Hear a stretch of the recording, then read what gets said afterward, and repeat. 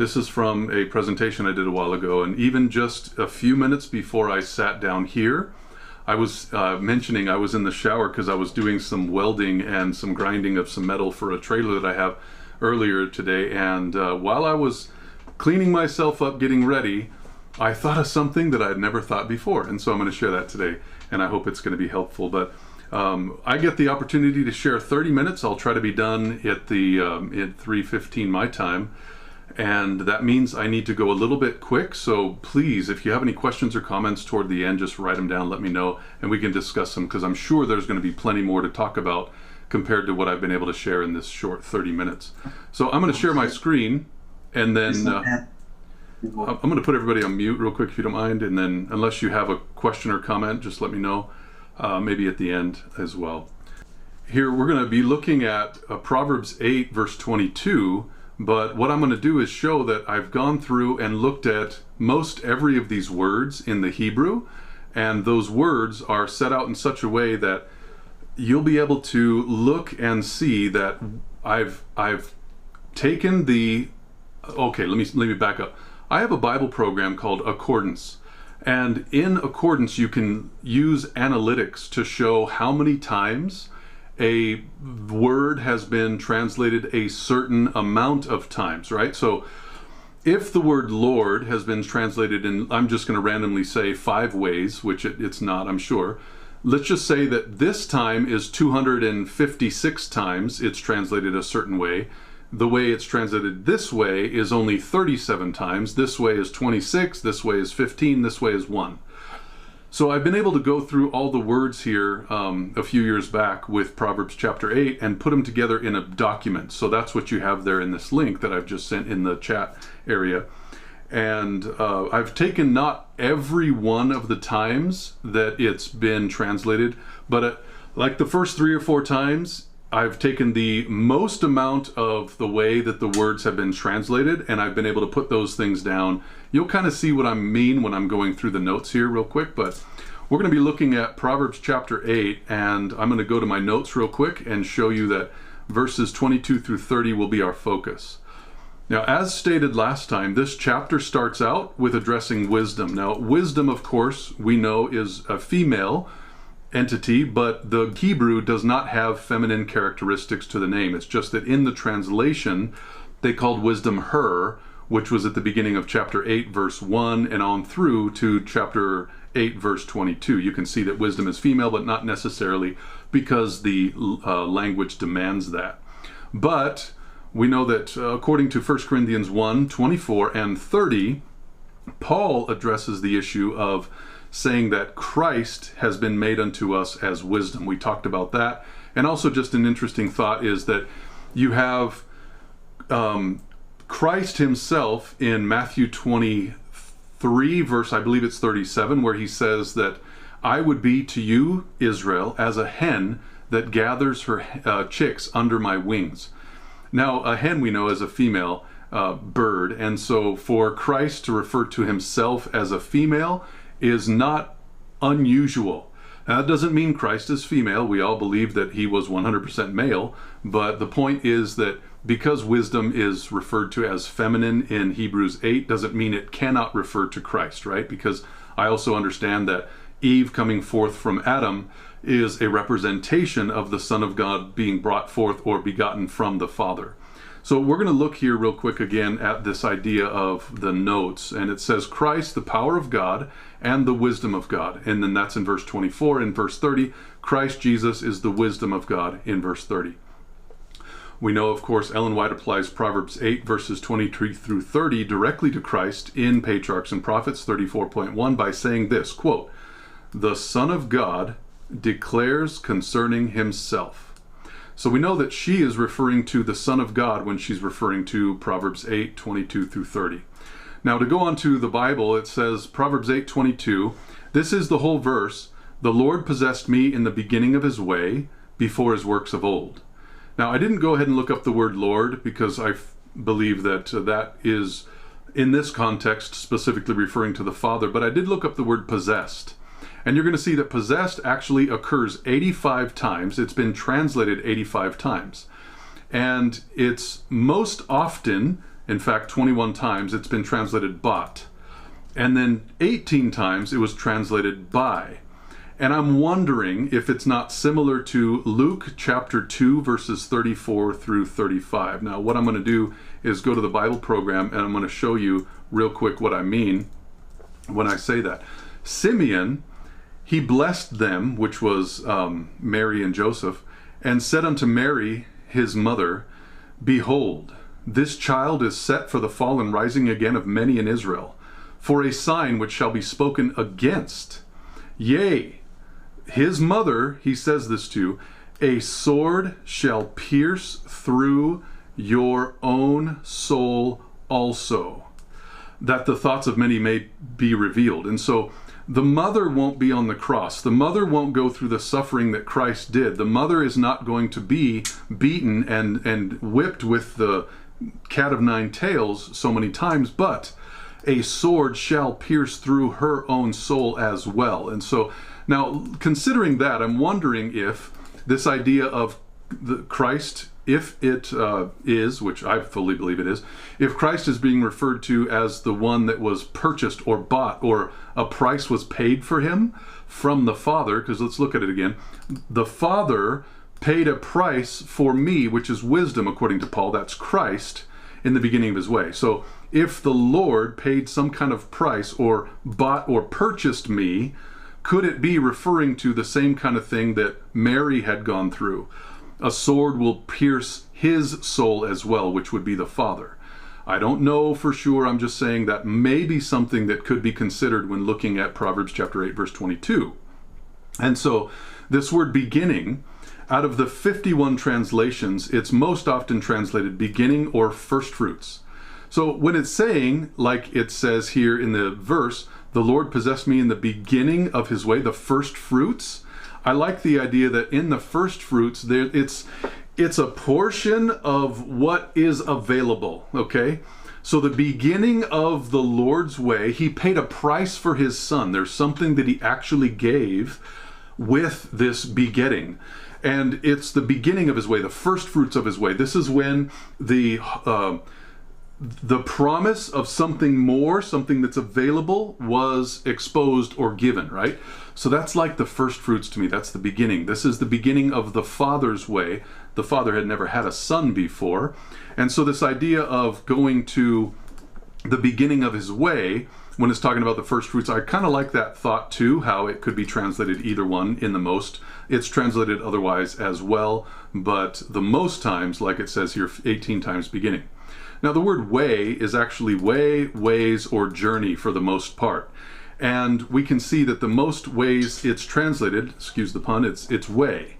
But this is journey, or the travel, the direction that is taken.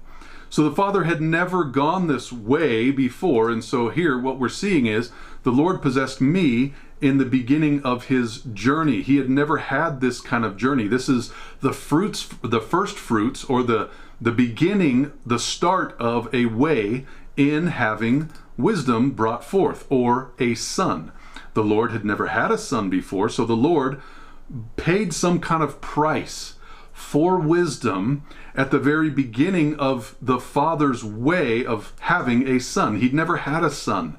And this was before his works of old. Now going back to the notes there, looking at the idea of before, it's actually translated most often east and old and then eastward. Okay, so what does that mean? Well, I kind of liken it to the idea that God, in the Hebrew mind, the east is the beginning of the day. Okay, so you know that when the sun starts to come up, that's the beginning of the day. The west is the closing of the day. So the very onset of stuff, the very ending of stuff. That's kind of what I understand the Hebrew mind to be thinking about when it's talking about the east and the west. So the beginning of his way, right? This is what we're describing here.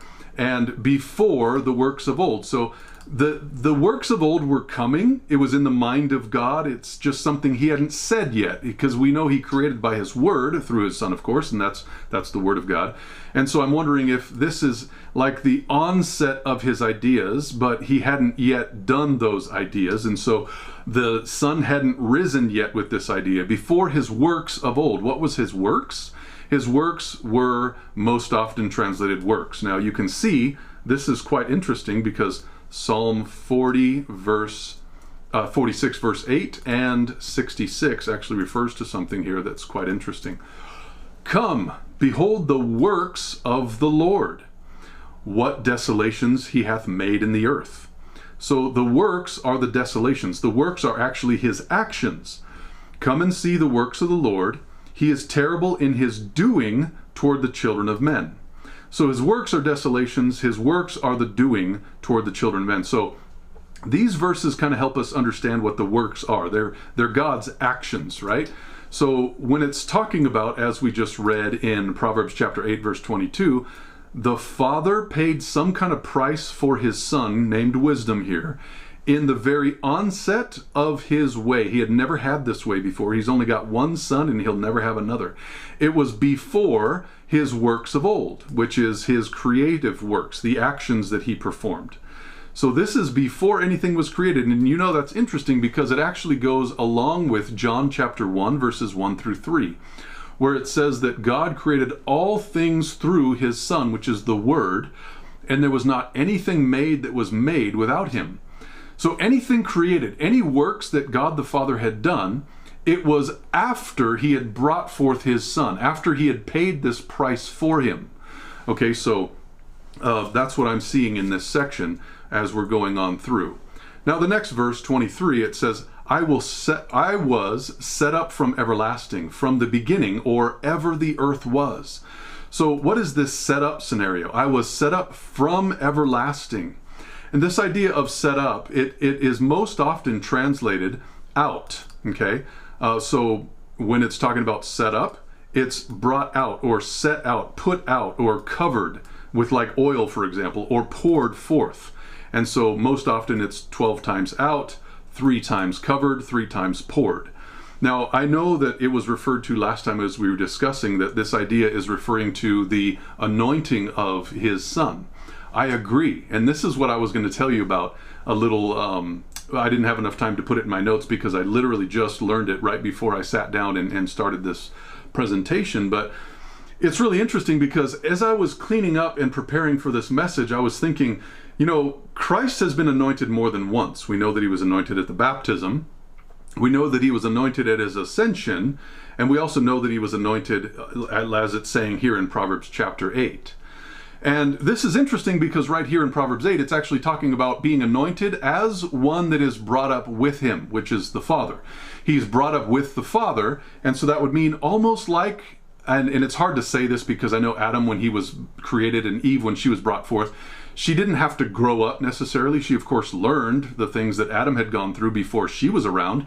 But you don't really find that she had to grow up as a babe necessarily. So I'm not saying that Christ was brought forth as a babe, but it does say that he was brought forth and as one that was brought up with him, okay? Always rejoicing before him. That's in verse 30. So what we have is, if it was that he was anointed then you actually have 3 anointings, which is quite interesting because David was anointed, and David was anointed not only once, but interestingly, he was anointed more than once. And David, he doesn't normally, I'm sure there's a place where we can find this, but David normally in the Bible doesn't reflect the Father. He normally reflects the Son, which is king, priest, judge, you know, that kind of stuff. So what we have is, I guess David wasn't a priest, was he? But he was a prophet, yeah, king and prophet. And so we have David as this one reflecting the Son of God. Now, I want to show you something that I found literally minutes, like 1 or 2 minutes before I started this program with you all. And I think this is pretty interesting. We have in this section here, I found that in 1 Samuel chapter 16, verse 13, which I'm going to include in the notes later because it's not there yet, Samuel, this is the prophet, he took a horn of oil, and what did he do? He anointed David in the midst of his brethren, and the Spirit of the Lord came upon David from that day forward. And then Samuel left and went to Ramah. But what's interesting is David was just a young boy here. In fact, he was the youngest of the 8, remember? And so David was a young child when he was anointed for the first time in his history. And then later the men of Judah came, and the men of Judah, focus on that, Judah, they anointed David as king over the house of Judah. Well, that's not it, because there's a third time.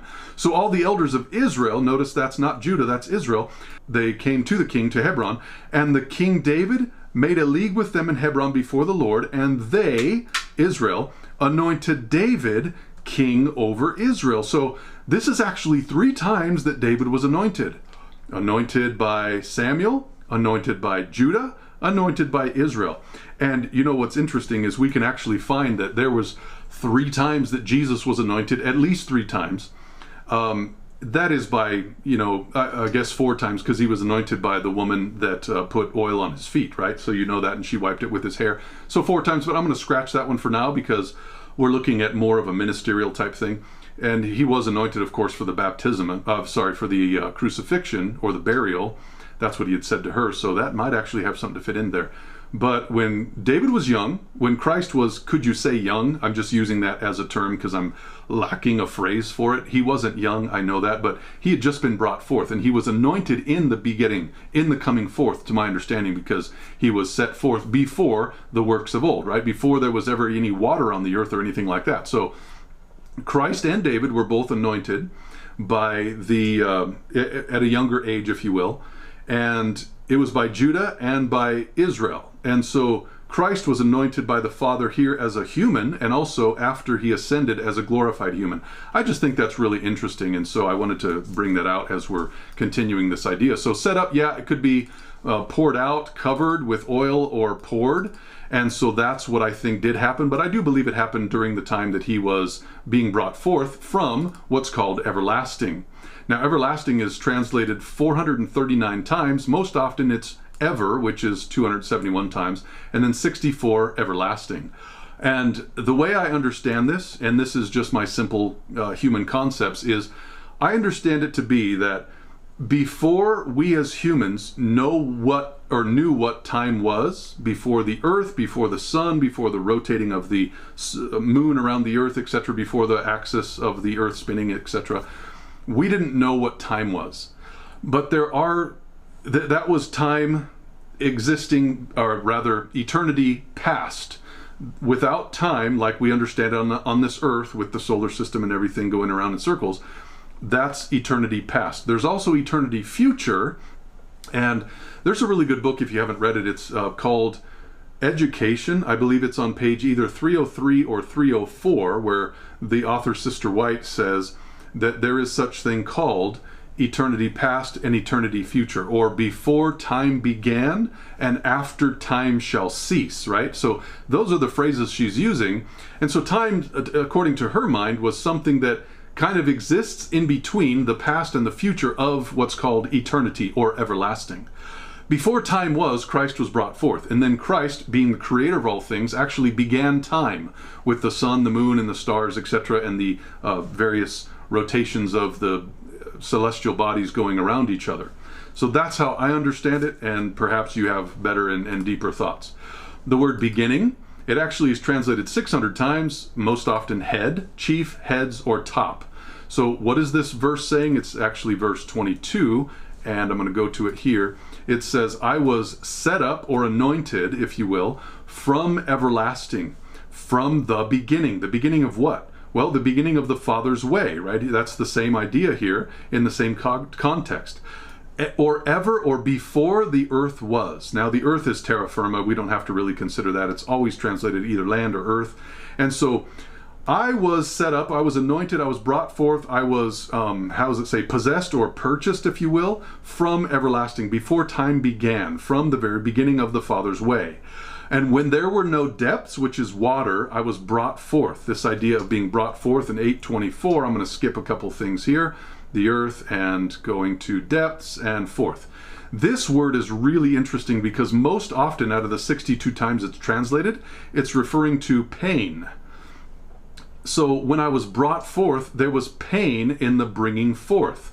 And so when it's using this phrase, it's also interestingly translated as calf. Now, what do I mean as calf? We're just going to go ahead and look up these verses here and try to understand what's happening, because this is quite an interesting translation of this word.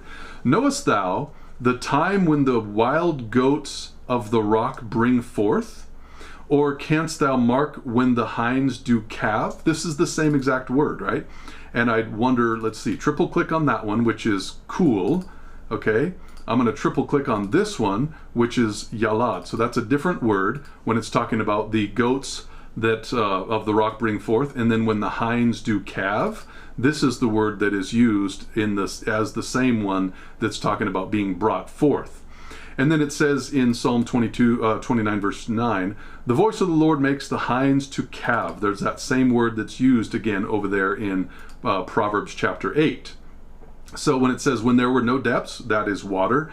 You can see it in the notes. I was brought forth. That same word is translated most often pain, also translated calf. Now, I'm not saying at all, I'm not saying even a slightest bit, that the Father brought forth the Son as though a woman brings forth a child. I don't believe that at all. I think it was more like what happened with Eve being brought forth from Adam. Okay, there was an actual part of him that was taken as a rib and then formed into a female that was almost identical to him. Okay, little short of being identical is the phrase that Sister White uses. And so with this idea of Christ being in the form of God and then later going into the form of a servant in Philippians chapter 2 verses 6 and 7, you can see that Christ was in a form, or that word morph is used, to morph something as in the form of God, or the morph of God, and then he was in the form of a servant, the same idea. And I don't know how to go further back than that, except that we have Eve coming forth from Adam first as a rib, and then of course being formed into this female.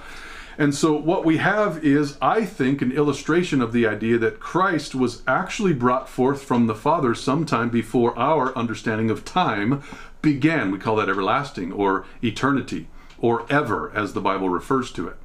And so Christ was inaugurated, he was anointed as the Son, and then through the Son he was given this opportunity. The Father was, through the Son, given the opportunity to create all things, where later as a human he would be anointed, and then as a glorified human he would be anointed again. So like David, there was 3 anointings that we can see in the Bible, not only for Christ but also for David.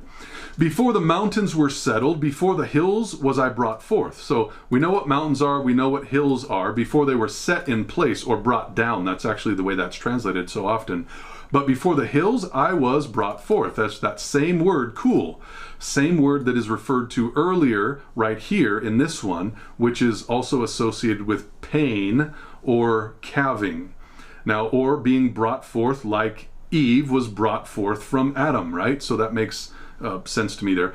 Verse 26, while as yet he had not made the earth, so he had not yet made the earth, how? Through his Son, nor the fields, nor the highest part of the dust of the world. When he prepared the heavens, I was there. Now, when he did it, I was there. Why? Because he was brought forth, or I, the wisdom, wisdom or I was brought forth before he prepared the heavens. So when he prepared the heavens, I was there. I as the Word, I as wisdom, etc. And I heard somebody say a while back that, why is Christ here illustrated as wisdom? Well, I think it's really nice to understand that God in his infinite wisdom knew that sometime in the plan that he had in his mind, there was going to be an uprising, another spirit would come into existence, which is, what is it called, a mystery, the mystery of iniquity. And this other spirit would cause dissension, and it would cause rebellion, and there would be this need for salvation because part of the angels would leave and there would need to be a repopulation of the earth. And so in this wisdom, God brought his Son forth, and he called his Son wisdom because everything that would be done was wisdom of the Father through the Son. And that to me is just astounding. I mean, I have no idea how much we will learn about that specific thing when we're in the kingdom of heaven. But I think that's going to be like one of the first questions I'm asking, like, Lord, why was your Son called wisdom at the beginning of your way? And he's going to say, son, take a seat because I've got plenty to tell you. And I'm just going to like, wow, this is incredible.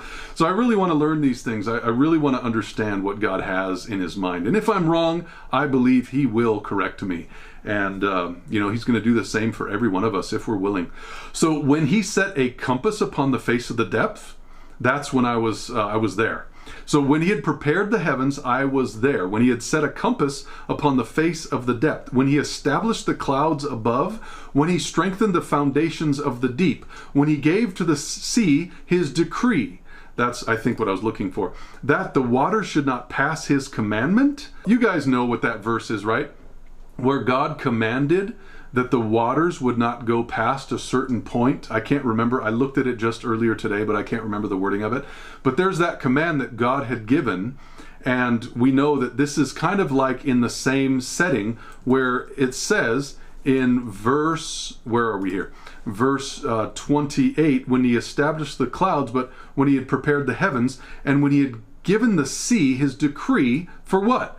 That the waters should not pass his commandment. I believe there's a verse in Job that says similar. I just can't find it right now. But what Christ as wisdom is saying is, I was there when he did that. Why was he there? Because God created all these things through him. He was there when he gave the sea his decree, when the waters should not pass a certain further point. It says, then, at that time, I was by him. I was by him as one brought up with him. Now this idea of brought up, it's actually here in this word. It's probably from the sense of training, somebody that's been skilled like an architect, right? So I am one that was in training with him. He is teaching me his way. And you can know that it's very clear, even while he was a human on the earth, Jesus had said in John chapter 5, all the things I do, it's because I've learned from the Father, right? The Father has showed me how to do all these things, and that's why judgment was committed to the Son, is because the Father, in this really good book, Patriarchs and Prophets, I think it is, that, no, actually it's First Spirit of Prophecy 22.2 is actually the quote. First Spirit of Prophecy 22.2 is where you learn that the Father gathered all the hosts of heaven to him so that he could be able to decide between those that are on his side and those that are not. And the Son was there watching and learning. And so later the Son was committed all judgment unto him because he is the Son of Man and had gone through this as well, but also because he'd already learned from his Father how to do these things.